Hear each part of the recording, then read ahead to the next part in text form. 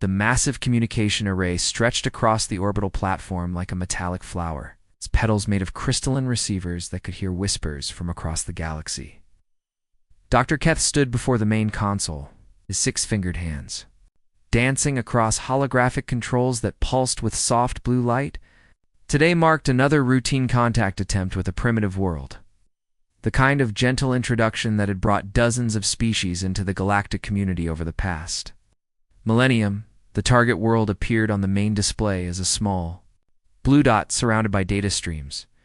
Sol-3, as it was cataloged, showed all the signs of early technological development. Their long-range scans from 200 years ago had detected simple radio transmissions and basic chemical propulsion. The inhabitants appeared to be bipedal herbivores, likely peaceful and ready for careful guidance into the larger universe. "Coordinates locked," announced Technician Mira from her station, her antennae twitching with concentration. The transmission. "We'll reach the target system in approximately 3 hours." Dr. Keth nodded, feeling the familiar excitement of first contact. He had overseen 17 successful introductions during his career, each one following the same careful protocol. A gentle message of greeting, transmitted in basic mathematical sequences that any developing civilization could understand. Then came the waiting period, usually decades, before the primitive species managed to decode and respond to their message. The ancient star charts glowed before him, showing the precise location of the target world. These charts had been compiled over centuries by the Council's best astronomers, mapping every star system within 1,000 light-years of the galactic core. What Dr. Keth didn't know was that stellar drift had slowly shifted the position of the Sol system over the past 2 centuries, making his carefully calculated coordinates slightly but critically wrong.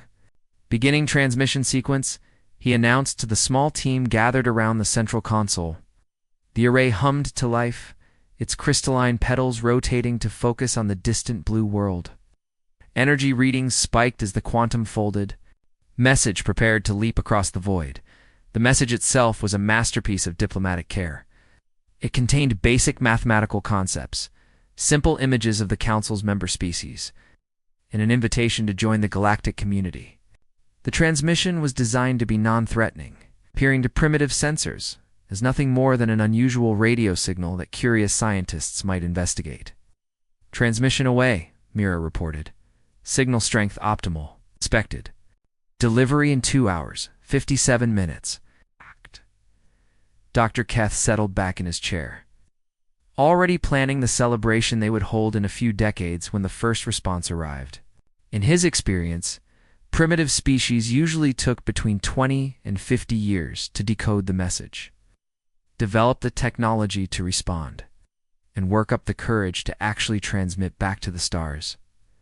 What he didn't know was that his message wasn't heading toward a peaceful agricultural world populated by gentle herbivores. The coordinates thrown off by stellar drift were carrying his transmission directly toward a planet where apex predators had clawed their way to the top of the food chain. Through millions of years of competition and survival, the signal punched through Earth's defensive satellite network with the force of a cosmic hammer. Instead of reaching a primitive radio telescope operated by curious scientists, it slammed directly into the main communication hub of the North American Aerospace Defense Command during the largest multinational military exercise in human history, Commander. Park was reviewing tactical displays when every screen in the command center suddenly flickered and went white. Alarms began shrieking as the facility's most advanced computers struggled to process the incoming data stream. The translation programs designed to handle any known Earth language went into overdrive as they encountered something completely alien, sir. "We're receiving some kind of transmission," reported Lieutenant Yoon from the communications station. "It's not from any known source. The signal appears to be coming from outside the solar system." Within minutes, the message had been decoded and translated. The images of peaceful alien species filled the command center's main display, along with mathematical concepts and what appeared to be an invitation to join some kind of galactic organization. But Commander Park wasn't looking at the aliens with wonder or fear. He was calculating response times, threat assessments, and strategic implications. The military exercise had been designed to test humanity's ability to respond to global threats, and this qualified as the ultimate test. "Get me the president," he ordered, his voice cutting through the chaos. Can contact Beijing, Moscow, London, and Tokyo. Tell them we have a situation that requires immediate coordination. The Council's careful message, designed to gradually introduce primitive species to the galaxy, had instead landed in the middle of a war room filled with humanity's most experienced military strategists. These weren't peaceful herbivores who had spent decades puzzling over the transmission. These were predators who had spent their entire evolutionary history fighting for survival. They had just learned they weren't alone in the universe. Dr. Keth sat peacefully in his chair, completely unaware that his routine first contact had just triggered the most rapid and coordinated military response in human history. The galaxy's most dangerous species had been contacted, and they were already planning their reply. General Kim stared at the translated message displayed across the war room's massive screens. The alien text had been decoded within hours, revealing detailed star charts, peaceful greetings, and an invitation to join something called the Galactic Communications Council. What struck him most wasn't the message itself, but how easily his teams had cracked their supposedly advanced communication system. "Analysis complete, sir," reported Colonel Song from the intelligence station. The transmission originated from coordinates 47 light-years away.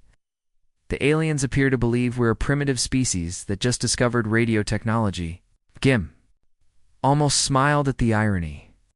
The joint military exercise had been testing humanity's newest weapon systems, including experimental particle beam arrays and quantum-encrypted communication networks. The alien message had interrupted field tests of technology that could glass entire continents. "What's our response capability?" Kim asked, turning to the engineering team that had been hastily assembled from universities and military research facilities across the globe. Dr. Lee, the lead scientist on the experimental FTL project, stepped forward with barely contained excitement. "The prototype drive system is operational. We've been conducting test flights to the outer planets for the past 6 months. A journey to their coordinates would take approximately 4 months with our current technology." The general's eyes narrowed.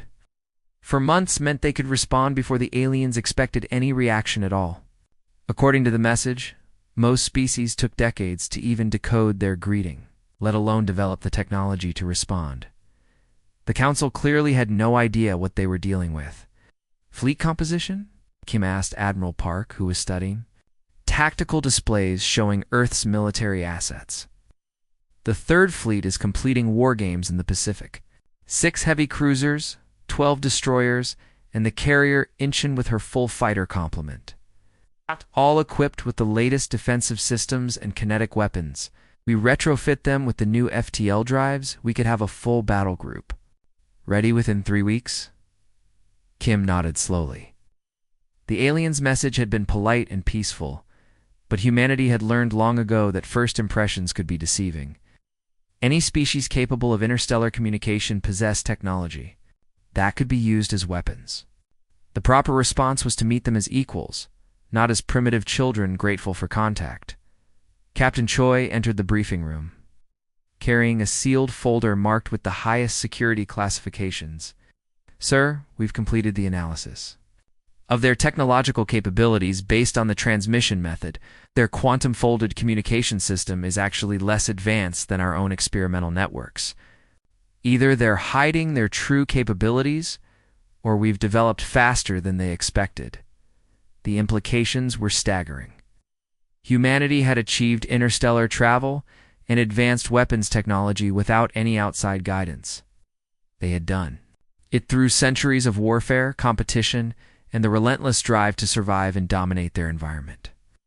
The aliens seemed to assume that technological development followed a predictable, peaceful path. "What about their location?"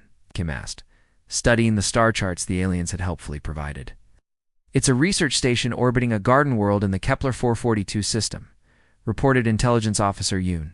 "Long-range telescopes show a small facility, probably no more than a few hundred occupants.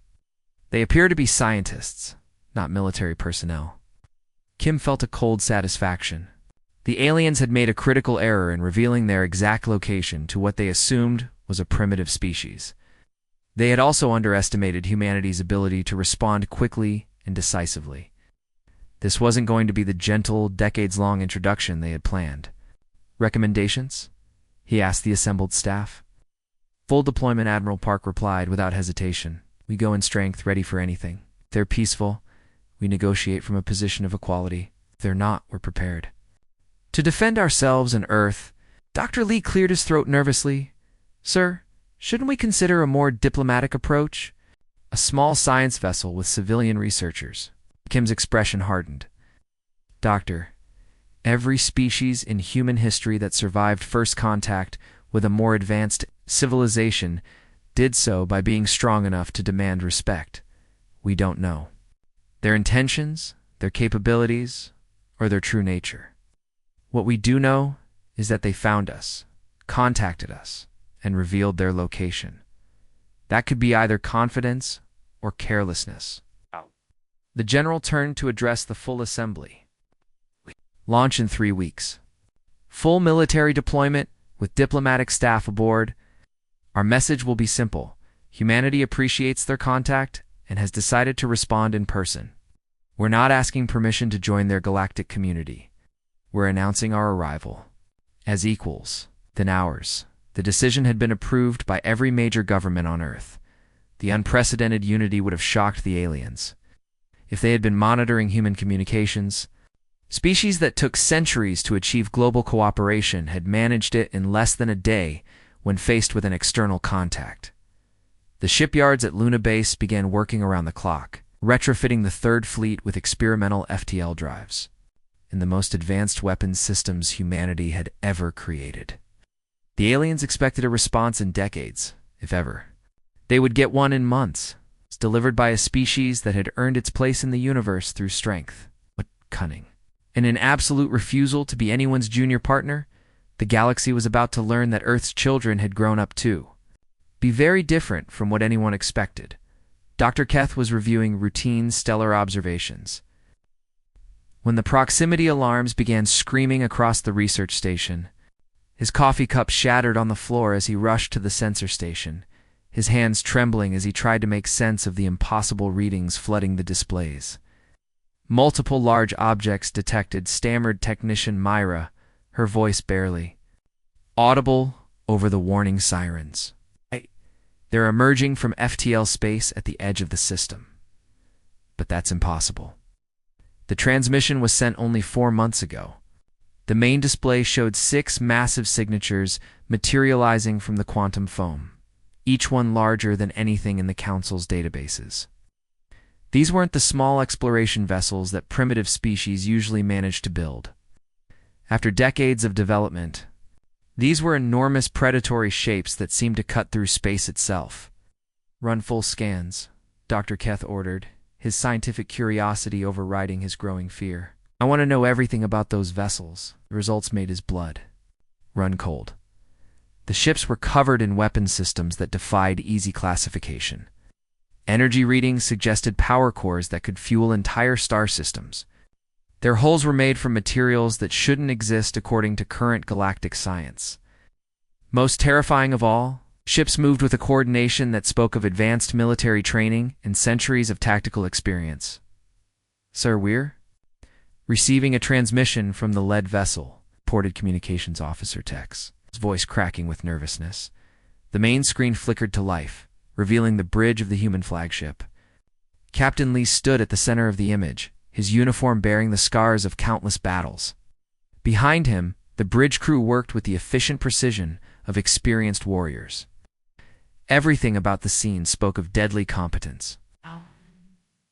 "Is Captain Lee of the United Earth ship Retribution," the human said, his voice carrying the authority of someone accustomed to command. "You reached out to us. We decided to reach back." Dr. Keth stared at the scarred face on the screen, trying to reconcile this predatory figure with the gentle herbivores described in their files. The human's eyes held an intelligence that seemed to cut through the display and examine every detail of the Council station. "Welcome to our system," Dr. Keth managed to say, his voice barely steady. "We are honored by your prompt response. We must admit, we expected your journey to take somewhat longer." Captain Lee's expression didn't change. "Time is a luxury we learned not to waste." Your message was received during our largest military exercise. We found it interesting enough to investigate personally. The casual mention of military exercises sent a chill through the research station. These weren't peaceful scientists making their first tentative steps into space. These were warriors who had traveled 47 light-years in 4 months to personally deliver their response to first contact. If we may ask, Dr. Keth said carefully, how did you develop FTL technology so quickly? Our models suggested your species was decades away from such capabilities. Models can be wrong, Captain Lee replied. We've found that necessity tends to accelerate development. When you discover you're not alone in the universe, you develop the means to reach out and touch your neighbors. The human's choice of words was deliberate and unsettling. This wasn't the language of peaceful exploration. This was the terminology of predators claiming new territory. We have prepared a full cultural exchange program, Dr. Keth offered, hoping to steer the conversation toward safer ground. We can share the accumulated knowledge of 17 different civilizations, technologies that have brought peace and prosperity to countless worlds. Captain Lee's smile was sharp and humorless. That's generous. In return, we can share what we've learned about survival, adaptation, and the art of thriving in hostile environments.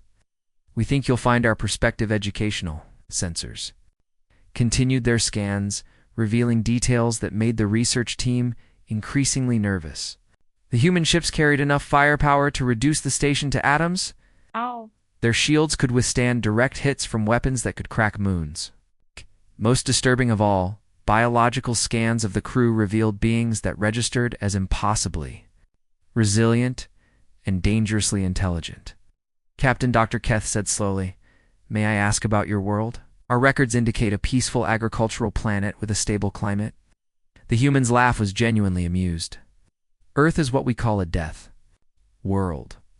Average temperature swings of 60 degrees. Natural disasters that can level continents, and an ecosystem where everything is trying to kill everything else. We're the species that survive to the top of that food chain. Dr. Keth felt the floor seemed to shift beneath his feet. Their carefully planned first contact had gone catastrophically wrong. Instead of contacting gentle herbivores ready for guidance, they had awakened apex predators who had conquered their own hostile world and now possessed the technology to reach across the galaxy. And we look forward to learning more about your council. Captain Lee continued, "Our diplomatic team will be arriving shortly to establish formal relations.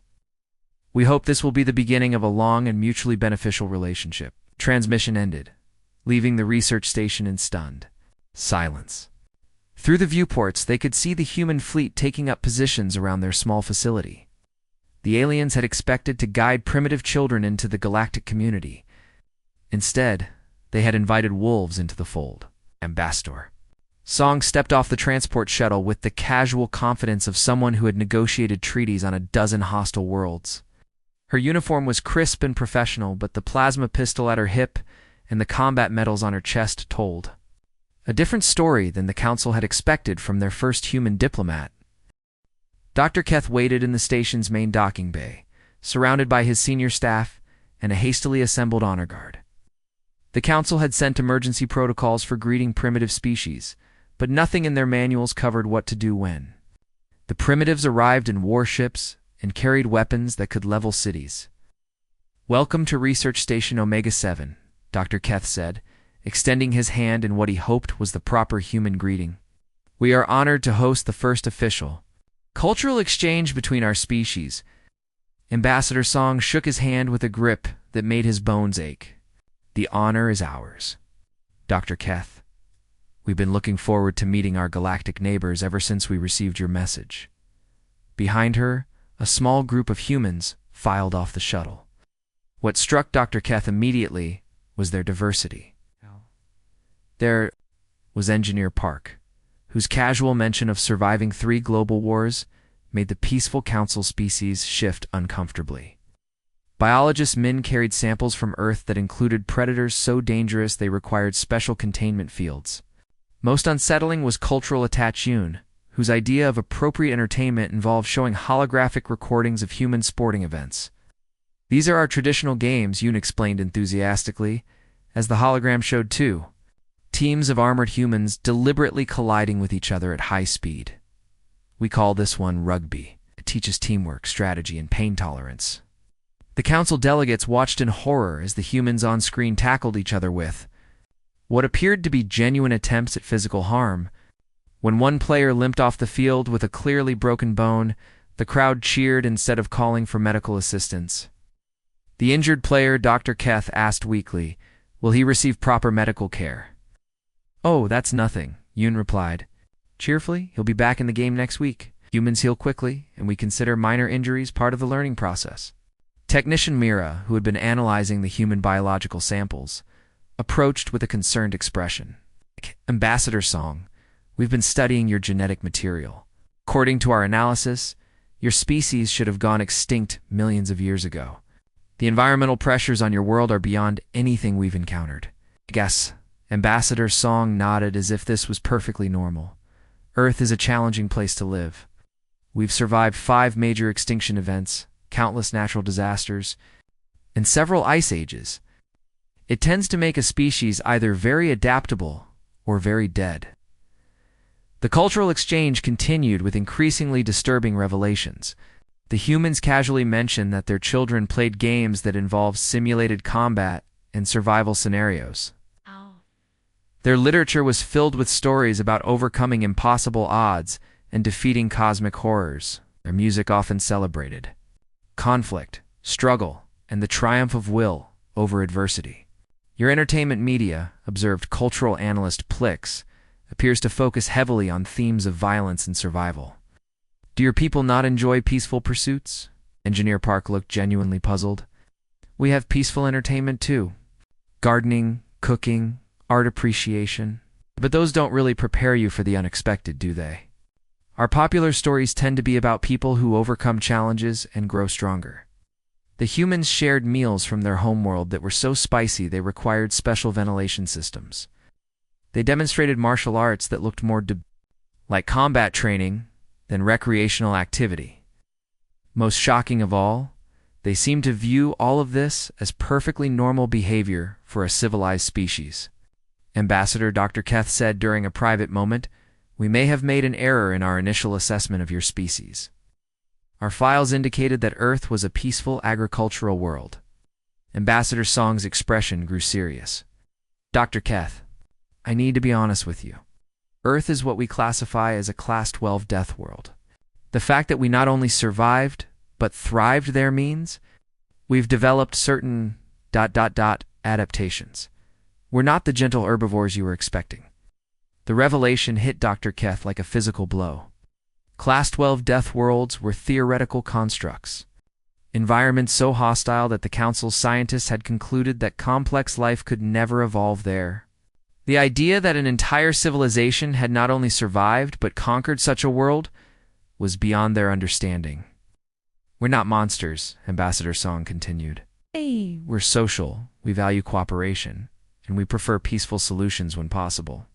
But we're also survivors. We've learned that the universe can be a dangerous place, and we've adapted accordingly." The cultural exchange had revealed a fundamental truth that shook the Council's understanding of galactic civilization. They had spent millennia assuming that intelligent species developed in safe, stable environments under the guidance of older civilizations. Humanity had proven that intelligence could also evolve in the crucible of constant danger, creating beings who were both civilized and utterly lethal. As the day ended, Dr. Keth watched the human delegation return to their shuttle with a mixture of fascination and fear. The galaxy had welcomed many species into the community of civilized worlds, but never before had they encountered a species that had earned their civilization through conquest of one of the universe's most hostile environments. The Council's carefully ordered galaxy was about to become a much more interesting and dangerous place. 6 months after first contact, the galaxy had changed in ways no one could have predicted. Dr. Keth stood on the observation deck of the expanded research station, watching human cargo ships dock with the same casual efficiency they had once. Reserved for military operations, sight still amazed him. Though he was beginning to understand that humans approached everything with the same deadly competence, the latest arrival was the merchant vessel Soldan, captained by a cheerful woman named Captain Jin, who treated interstellar trade like a complex war game. Her ship carried goods that were reshaping galactic commerce in ways that made the Council's economists panic and rush to revise centuries of established theory. Another shipment from the Sol system reported trade liaison Vex, his voice carrying the mixture of excitement and terror that had become common when dealing with human commerce.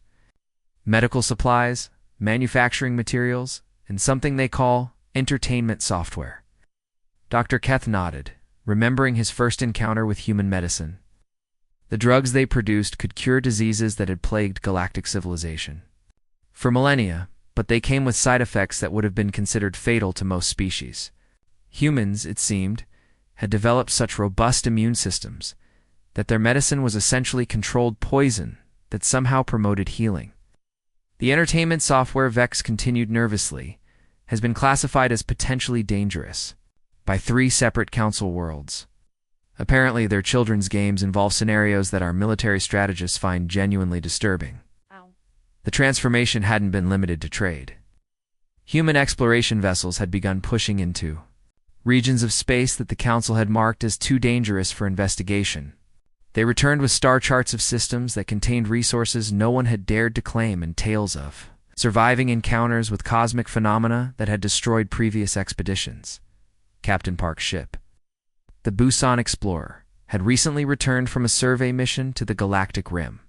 Her crew had not only survived a close encounter with a neutron star, but had managed to harvest exotic matter from its accretion disk using techniques that violated several supposedly fundamental laws of physics. Humans have requested permission to establish permanent colonies in the danger zone, reported Administrator Kex during the daily briefing. They claim the high radiation levels and gravitational anomalies make it an ideal location for testing new technologies. Dr. Keth rubbed his temples, feeling the headache that had become his constant companion since humanity's arrival. The danger zone was a region of space where even the Council's most advanced probes failed to function properly. The humans wanted to build cities there. The political implications were equally staggering. The Council had spent millennia maintaining a careful balance of power among 17 different species, each with their own territories and specializations. Humanity had shattered that balance. Simply by existing as they were, Ambassador Song had established the human embassy on an asteroid that orbited between Council space and the frontier regions. The location was strategic, allowing human ships to intercept trade routes while maintaining the pretense of peaceful cooperation. Within weeks, the embassy had become the most important diplomatic facility in the galaxy. The Zentari delegation has requested human mediation in their territorial dispute with the Melkonian Empire, reported diplomatic attaché Yoon during her weekly update. Apparently, both sides believe that humans are the only species capable of understanding their strategic concerns. The irony wasn't lost on Dr. Keth. The Council had spent centuries positioning themselves as the wise guides of galactic civilization, helping primitive species develop into responsible members of the community. Now those same species were turning to humanity for guidance, drawn by their reputation for surviving impossible situations and solving problems through creative application of controlled violence. The most disturbing development was happening in the outer colonies. Human advisors were being requested by species facing everything from natural disasters to territorial conflicts. Their solutions were invariably effective, but they often involved approaches that the Council found deeply unsettling. When the agricultural world of Kepler 438b faced a plague that was destroying their crops, human biotechnicians had solved the problem by introducing predatory organisms that consumed the plague. While somehow avoiding damage to the food supply, the solution worked perfectly, but it required a level of biological warfare expertise that peaceful species weren't supposed to possess. Sir, interrupted Communications Officer Tex. We're receiving a transmission from the human deep space exploration fleet. They're requesting permission to proceed beyond the galactic barrier. Dr. Keth stared at the message in disbelief. Galactic barrier was the edge of mapped space, beyond which lay the unknown regions that even the Council's most advanced civilizations had never dared to explore. The humans wanted to push into the cosmic void that had remained untouched for millions of years. Permission granted, he heard himself say, though part of him wondered if he was making a terrible mistake. As the months passed, Dr. Keth had come to realize that the Council's first contact protocol had been fundamentally flawed. They had assumed that all intelligent species would develop along the same peaceful path, acquiring guidance and protection as they matured. Humanity had proven that intelligence could evolve in the crucible of constant danger, creating beings who were both civilized and utterly self-reliant. The galaxy had spent eons believing they were the dangerous ones, the advanced species who had earned their place through careful development and wise guidance. They had been wrong. True danger came from those who had earned their civilization through surviving the impossible and refusing to accept limitations. The human ships disappeared into the cosmic void, carrying with them the promise that the galaxy's borders were about to expand in ways no one could predict.